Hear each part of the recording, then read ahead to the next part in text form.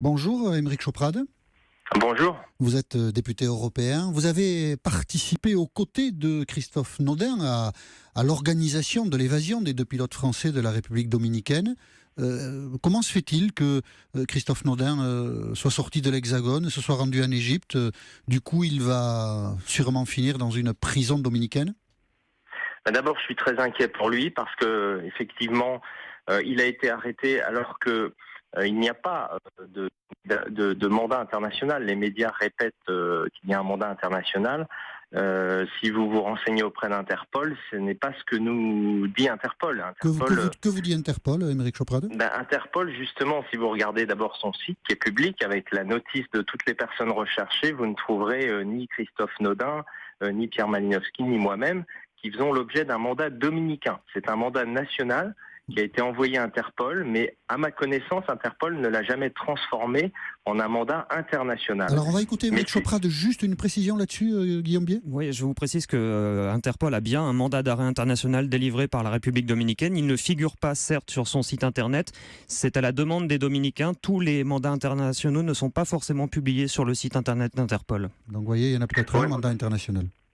Alors c'est tout le problème et c'est là que moi j'appelle, je demande aux autorités françaises d'avoir un rôle clair. Bon, d'abord pour tout faire pour expliquer aux autorités égyptiennes que ce mandat dominicain est absolument injuste et l'incrimination de trafic illicite de migrants est grotesque.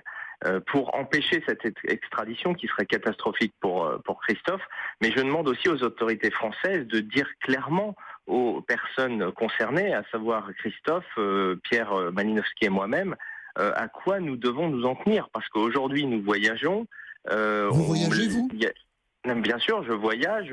J'ai déjà passé des frontières qui ne sont pas Schengen ou Union européenne sans problème. À vos risques et périls, peut-être ?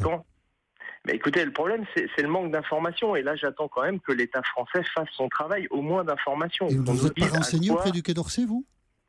Eh bien, écoutez, on a essayé de se renseigner, on n'a pas d'informations. Je suis quand même élu de la République, député au Parlement européen.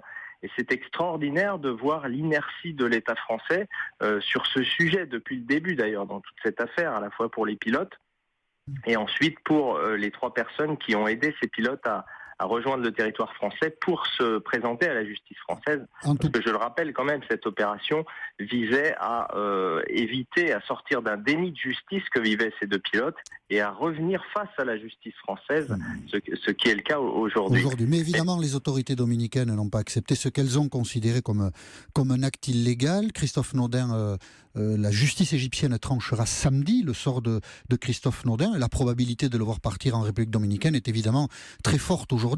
C'est une évidence, Aymeric Choprade. Oui, elle existe. Je le répète, extrêmement inquiet pour Christophe parce que je crois que malheureusement le procureur dominicain est dans un état d'esprit de vengeance. De son point de vue, oui, on le comprend. Mais je comprends qu'un certain nombre de Dominicains aient pu être choqués de cette volonté de s'extraire. Mais il faut aussi comprendre que quand on a des compatriotes qui sont confrontés depuis 3 ans à un déni de justice, nous avons fait ce que nous avons pu parce que l'État français ne faisait pas son travail pour porter secours. Moi, ma conception du politique, c'est des actes plutôt que des paroles. Et en tout cas, Aymeric Choprade, on imagine...